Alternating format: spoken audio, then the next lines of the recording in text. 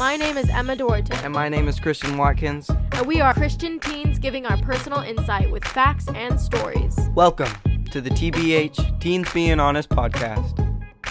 I think Andre's been channeling his emotions through sports lately.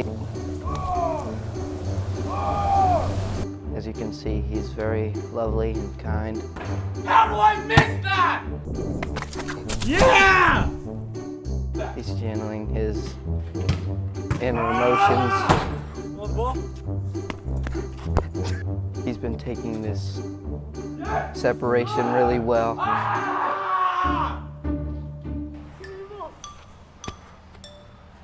So, as you can see, he's really fun. Are you scared? Are you scared? And, Let's play! I have to play with him now. Yeah! So, Catch it! Hello. We might want to restart it. I will. Hello, everyone, and welcome back to Teens Being Honest. This week's episode, we're going to be going over the topic of divorce, what it's like going through a divorce. I'm here with my good friend, Andre. Andre Risby. What's up, dog? How you doing? Good to see you. Good to have you on the show. Stop messing around. Okay. So, we're just, in this episode, we're going to be going over, I'm just going to be asking Andre questions. Starting off with, some light questions, going into some heavier stuff. So stick around, and I know you guys will all enjoy. So, what was it like growing up in your home? I mean, it was really hard. I mean, at first, I don't really remember a lot of it, but I don't have that many memories until, I was 10 or so, because my family was always moving around with my siblings, doing a lot of sports, such as tennis, and then most of my younger memories are us traveling or in my backyard, and it was all fun. It was really around when I was 12 when my parents really started arguing. I noticed that it's not very good, but it was pretty easy since I had my siblings to take care of me. And, it wasn't bad. Did you notice anything different about your siblings at age 12? Or Well, my oldest three, they were all out of the house when I was 12. So it was really just me and my two closest brothers, Max and Luke. And Max was gone because of high school, and he did water polo, so he was gone mostly every night doing sports. So, what are your best memories of that time? Probably playing wiffle ball on the street. Yeah. Honestly, with all my brothers, with the few memories I have, it was definitely the happiest were baseball, Little League and all that, and then playing wiffle ball in the front yard. My brothers really tried to take care of me, and, during summer and swimming and just going to basketball court. Mm-hmm. It was a lot of fun. You think they were like your sort of father figures then? Or no? No. I think they were my brothers, just someone to have fun with. My dad definitely disciplined us. That's what a dad is supposed to do. And he taught us, if we ever got into a fight, just try and resolve it. Good. And then, so, what do you think are your worst memories just growing up? Probably my brothers fighting. But that's just what brothers do. Mm-hmm. There was one memory the first time my mom moved out. Or, I don't know if it was the first time. I was just very confused. And I think we were getting back from a baseball game, actually. We went to see the Oakland A's. And, I was like, this has been a good day. But then I come back and my mom has the car packed and tells us we're all going over to her house. Mm-hmm. I was just very confused, and I didn't really know what to do. What age were you at this time? I think I was 12. Mm. So, yeah. So did you always just assume your parents would stay together? Or when did you realize it wasn't going to work out, if not? Probably, last year. Yeah. Because, I always thought, I've always been taught one person has, every person has one person, and if you get married, you're supposed to keep it that way, which is true. But, sometimes people just don't see that, or they forget it. But, I think, when I realized that it wasn't going to work, I was just really sad. But, they can't see past secular problems. Like, they always fight over money. But I think if they just forget that and remember what it's like to love each other again, they could figure it out. But I don't think they're ever going to be able to do that. Yeah. So you just figured that out a year ago? Yeah. And had it sort of been leading up to that, or? Yeah. Like, my mom kept moving back in, but then she would move back out. And I was like, oh, wow, this probably isn't going to get better. So I may as well just try and figure out how to get used to it. Did it sort of, was there a transition period, do you know, or? Probably when I got into high school, because, at a PAL school, just a little private Catholic school, there aren't that many people. Like, you grow up with them, you have all the memories with them, and you really know everything about them. And they're all sort of the same. Yeah. They're all sheltered, they all have, like, not necessarily good family lives, but they all have, like, roughly the same things. Mm-hmm. But then when you get into high school, there are a lot more different people. Mm-hmm. And, I mean, that's when I realized, okay, so this is happening to other people, and it didn't work. Their parents didn't find ways to fix it, and mine probably won't either. Did those friends help you to realize that you weren't alone, or sort of just show you that you weren't the only one going through that? It wasn't really my friends that had this situation. I just, it was people I knew that had this situation. They weren't really my good friends, but my good friends definitely helped me. Like, I would talk to them, and they would just listen. They wouldn't try and give advice, which was nice, because they don't really, if they don't really know what's happening, like, if they've never gone through it, they can't really give advice. But I found other people who knew what I was going through, and it was really helpful for me to talk to them about it. So, do you think that you relied on them for support during these times? Yeah, that and sports. Sports and that.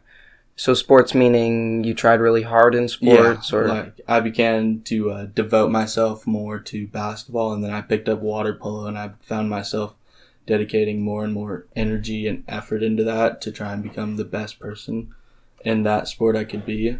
And I also, sports have really just helped me get my mind off of it and just give me another thing to focus on that makes me happy. So is it more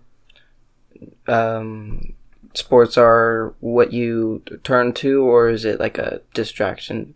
What do you think? I think it's more what I turn to, because, like, I always enjoyed sports, but now I understand more things, and sports just became a good way to outlet my frustration in it. And it's a good thing to, like, it's not a good thing to find ways to outlet your emotions, but sports can definitely help with that. And it's a good purpose, I stay in shape. If I'm good enough, I could get a scholarship. So are you sort of channeling all those emotional feelings into how you do with sports? Yeah. Yeah, I know you're good at sports, besides the fact that I beat you in horse all the time. I'm decent at sports, I try my best. Yes. So, how do you think God was helping you through this, or do you think he wasn't?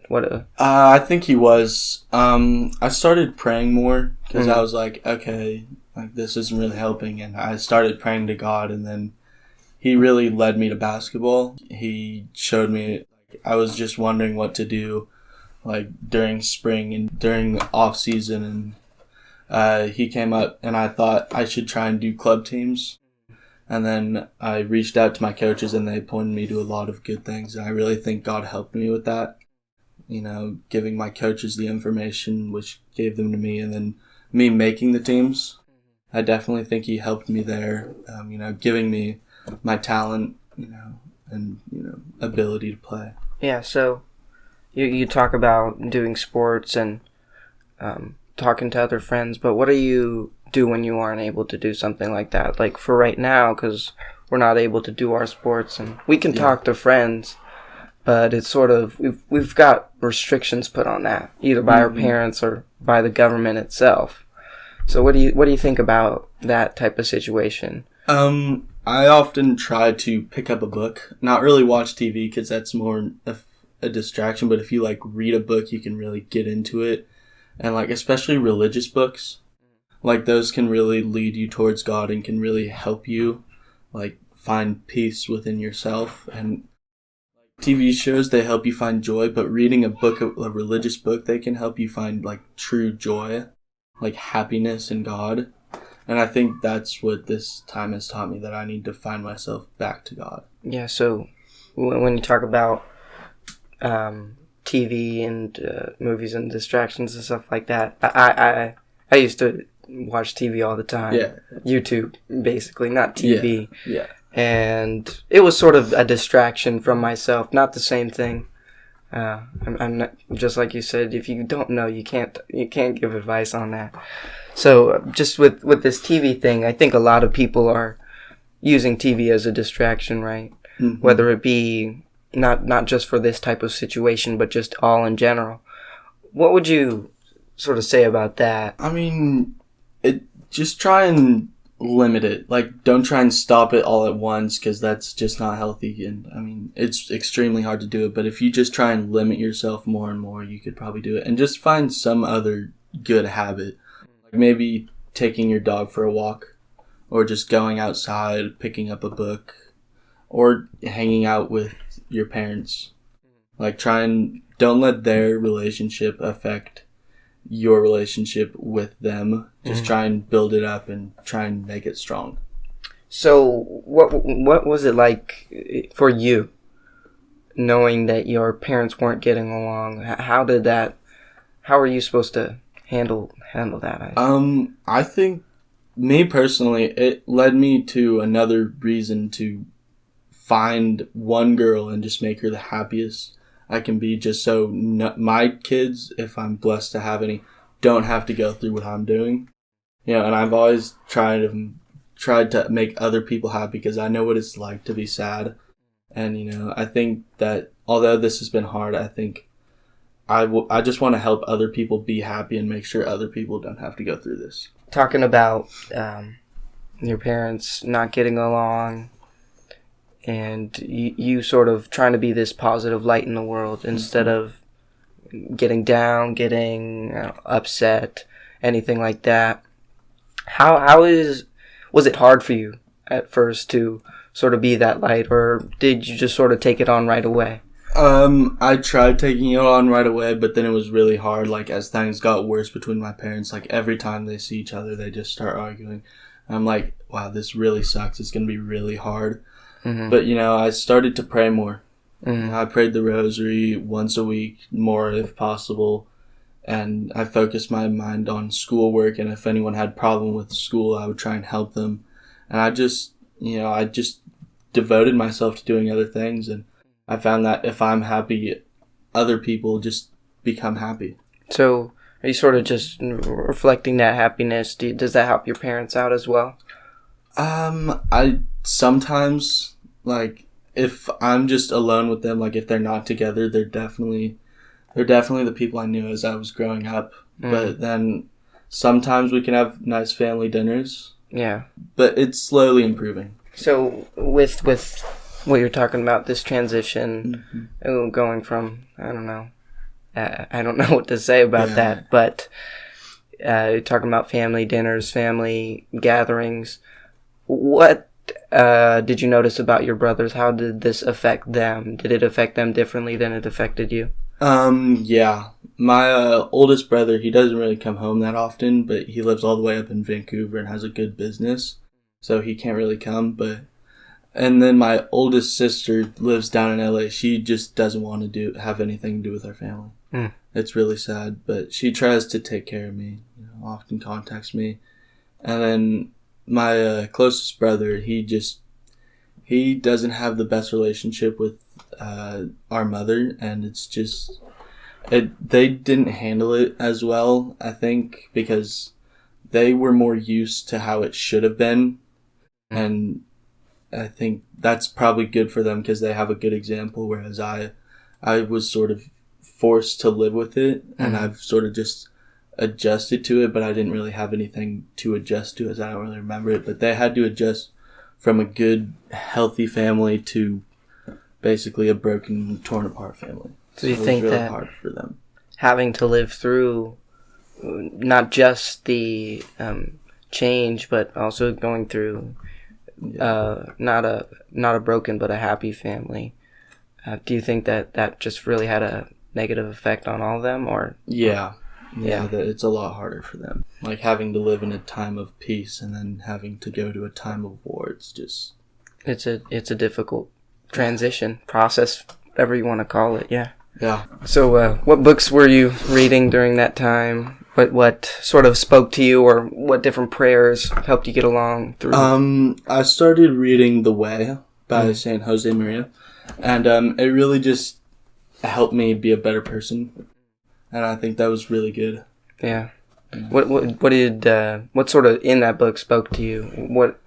Not a brief summary of the book, but just one thing that took to your heart. It talked about compassion. And I was like, okay, I know what it's like to be sad, and I need to, if someone doesn't agree with me or if someone else is feeling sad, I need to try and relate to them and try and, see what they're seeing and just help them.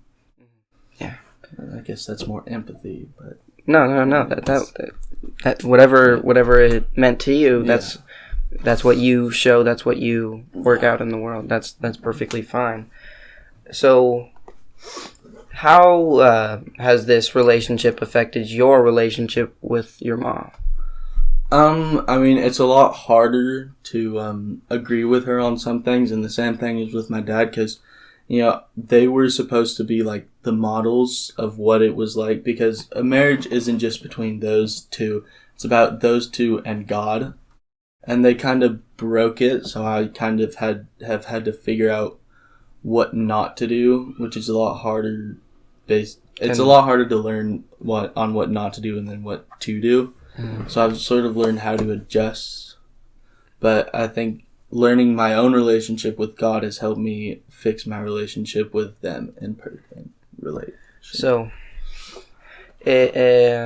going through a thing like this, how are you able not to keep that grudge? Because I know if my parents were to split up and they just sort of grew distance, I would hold a grudge against them, because like you said, marriage is with you and God, but then a family is with them and then everyone else that they provide for and just love. That's what they're supposed to be. And how are you able to not hold a grudge against them, but instead be compassionate and just show God's joy? How are you able to do that? I still somewhat hold a grudge against both of them, because I was really looking forward to having a family, like seeing all my siblings growing up, but now I barely see my 3 oldest siblings.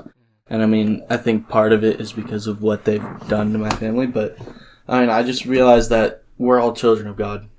And children make mistakes, and we just need to, we can't do anything about it. The past is in the past. Like Frozen suggests.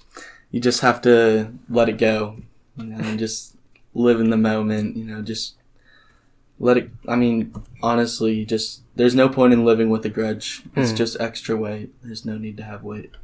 Do you ever think that you should completely let go of that feeling, or do you think that you should instead use it for something else? I think it would be best to let go, but it's really hard because, my whole family is just torn apart because of what they've done.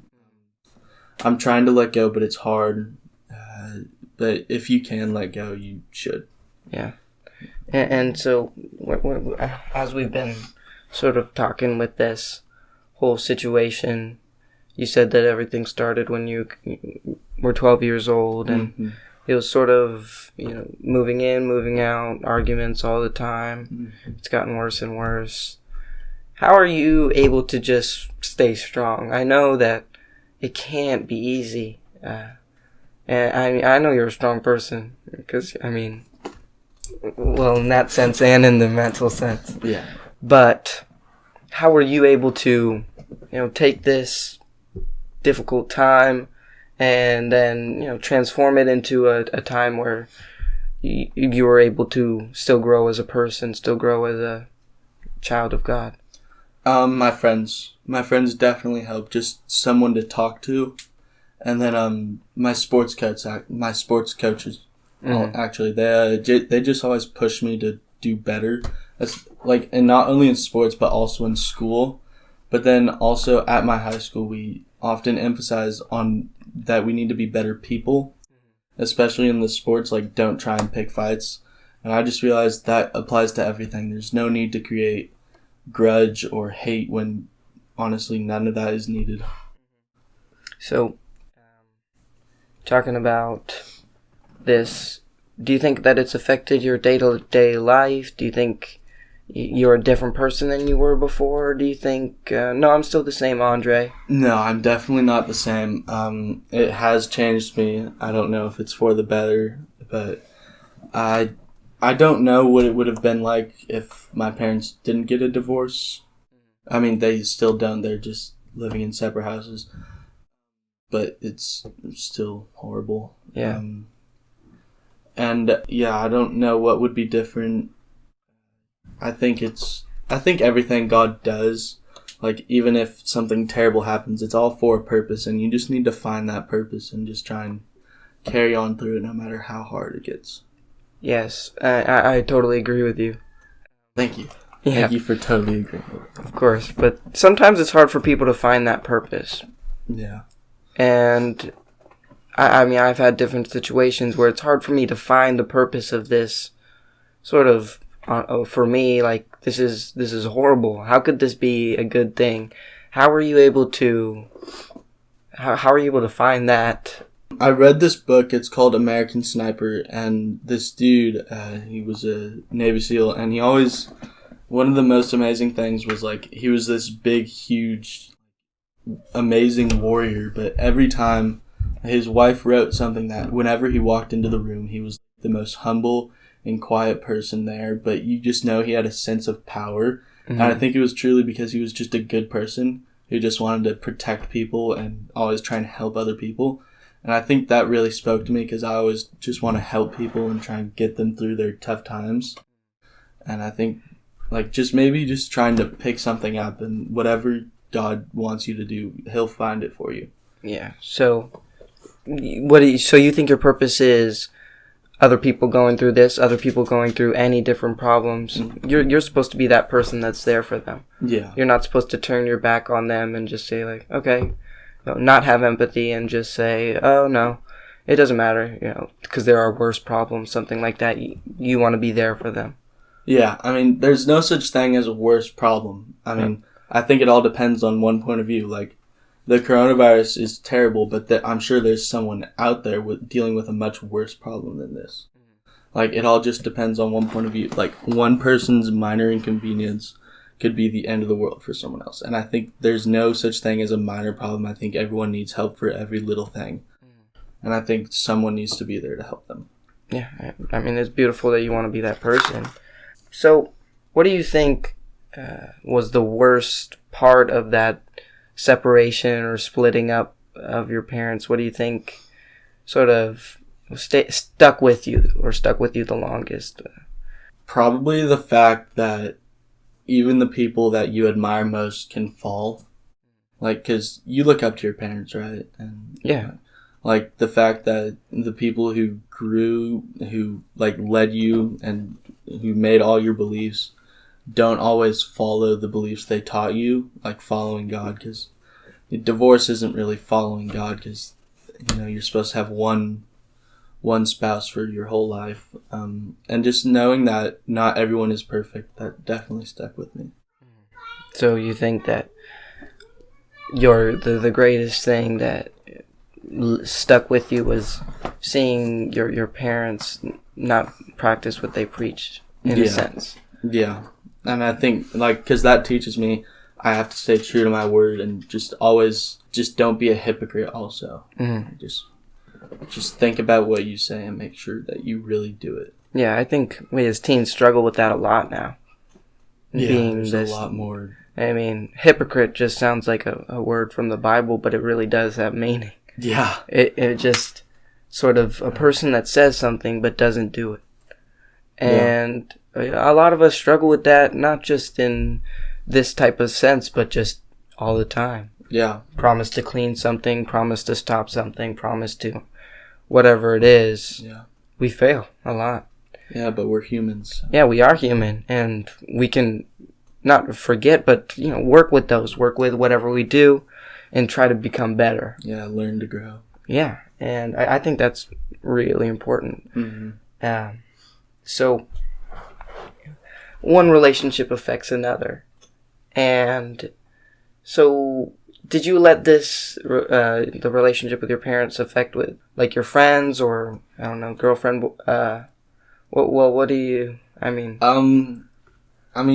like with my girlfriend, I don't have one right now, but with past girlfriends, I always just try and be there for them because I know that my parents weren't always there for each other. And I mean, in the future, I'm always just going to be I think a spouse needs to be a support pillar for the other person, and I'm always going to try and do that, like no matter what it is with my friend, girlfriend, and hopefully wife one day. Just be there. Yeah. And make sure that you're that rock, that solid foundation. Mm-hmm. So when you have a family, you won't not make the same mistakes in a way, I guess, right? Yeah. Yeah, it's powerful. Yeah. So what would your advice be to somebody else going through this same situation? Just try and find one little thing. Like, if you're, like, really sad, just try and find one little thing that you can be happy about. Like, even if it's as minuscule as being able to walk, or, like, if your parents live in two separate places, be grateful that you even have at least one place, because there are a lot of people in the world who don't. And just try and find one thing that you could be grateful for, and just focus on that to get you through it.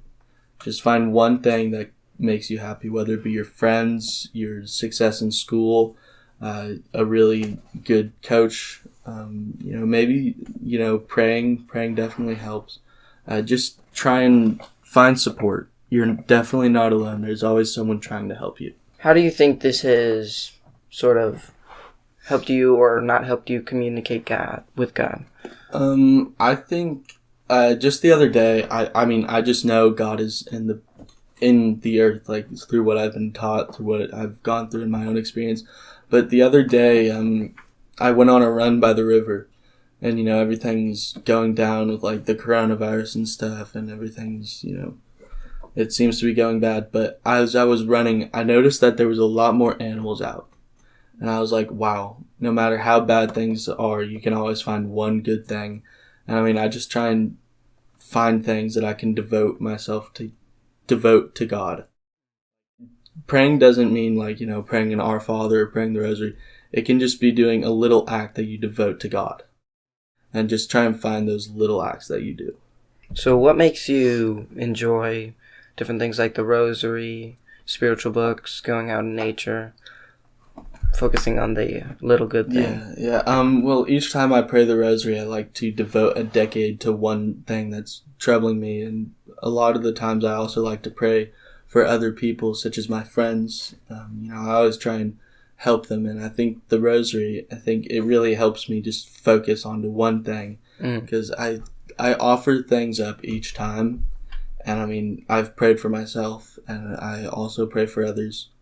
And I think it's just a really good way to ask Mary for help. Because she's always watching over us, and it's really important that we remember that she's our mother and is always trying to help us. And then, even those scripted prayers, they're really good for just, focusing on one specific thing. Like the Our Father, you're really trying to help God the Father, trying to lead you and protect you. And I think that's really good.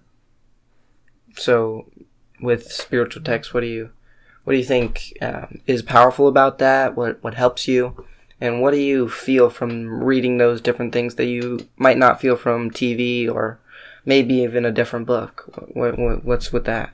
I think it's just, I forget the word when God takes over, like the writer, like not like influences his writings, and I think that spiritual writing truly has God's word in it. And I think that's really helpful to know that you're like reading God's conversations with someone else. And that can really help you into your own conversations with God. When you're in nature, like you said, when you're just doing your own thing, playing basketball, reading a book, just sort of in your own element, how do you experience God's love? How do you know He's there for you? And how do you just sort of talk to Him in those day-to-day moments? The other day I was actually shooting hoops, and I was trying to do one really hard thing, make 10 straight free throws, and you know how I struggle with free throws, and I'm not the best. I was like really struggling, and I was like, gosh, Kobe would want me to finish that, and I believe God just works through everything, and I think He was really trying to show me, like, through Kobe's work method, that I just need to keep determined, like, use determination to finish what I promised I would do. So just sort of looking for little moments, little situations where you see, I don't have to give up right now. I don't have to, I can think of something different that helps you persevere, helps you stay strong in that. I mean, whether it be free throws or whether it be a really difficult situation. Yeah. Big, small, He's there. Yeah. And that's powerful to know that a creator of a universe, I mean, what? Yeah. That's just crazy to me. And that's why I feel called to do as much as I can right now. And, I mean, just do what you can. Yeah. Just do what you can. Every team's just got to do what they can, be the best person that they can every day. Yeah. And it's hard. Yeah. It is not easy to be a good person, to be a holy person, to be a kind person. It's not easy. But do you know Mother Teresa? Yeah. Yeah, of course. Oh, gosh. Mother Teresa's, one of her best sayings was, loving until it hurts. Loving until it hurts, meaning you don't always feel love. You don't always want to give love, but being able to do that, or just trying to do that in difficult situations when maybe your younger brother or older brother just is infuriating you, parents making you just hate everything, just different situations where it seems like it's impossible to show love. Mm-hmm. Try and show that love. Yeah. And that can be little or small, like we've been saying. And it's just really important to do that. And I think that this has been a really powerful situation. I'm sorry you have to go through all this, but I'm glad that you've been able to make a good thing, make a fruitful thing come out of it. Yeah. Even though it's hard, even though there's suffering involved, we take suffering, and I mean, without suffering, no joy. Yeah. If you think about that, because you wouldn't know what joy felt like if you didn't have to go through that suffering. Yeah. And now you're able to, since you went through that suffering, help others go through it that may be feeling the same as well. Yeah. And I think there's nothing more powerful than that, because you get brought down with your weakness, but we have the power to forgive, and we also have the power to change others. Yeah. I don't know if there's many things more powerful than that, in the spiritual sense. So I just wanted to wrap this podcast up with a prayer. I think we've talked about some pretty serious subjects today. Yeah. And I think that a lot of teenagers, a lot of kids all around the world are going through this, and it's very confusing, because your family's supposed to be a solid foundation, but sometimes it's hard. It crumbles, yeah. And what are we supposed to do that as teens? Mm-hmm. How are we supposed to work through that? And how are we supposed to realize not to put the blame on ourselves, and not to put the blame on our parents, what we should do with those feelings? Just like you said, going to different things. So I just want to lead us in a prayer. Lord, you know all of us. You know who we are, who we're meant to be. You know what types of suffering we're going through, whether it be big or small. Help us to realize that suffering isn't just suffering. It isn't just plain suffering that we need to hold on to, but that we can offer up to you, and then that we can use to become better people, to get closer to you, to get closer to heaven. Lord, I just want to ask that people grow closer to you, grow closer to their Mother Mary. And I just want to pray for all the people, all the boys and girls, teenagers going through a difficult time with their parents, whether it be divorce or any other type of situation. I just want to pray for your mercy, that they can get through that. Amen. Amen. And Father, Son, Holy Spirit. Thank you everyone for listening. It's been a fun ride, and we'll see you next week. We love you all. Bye bye.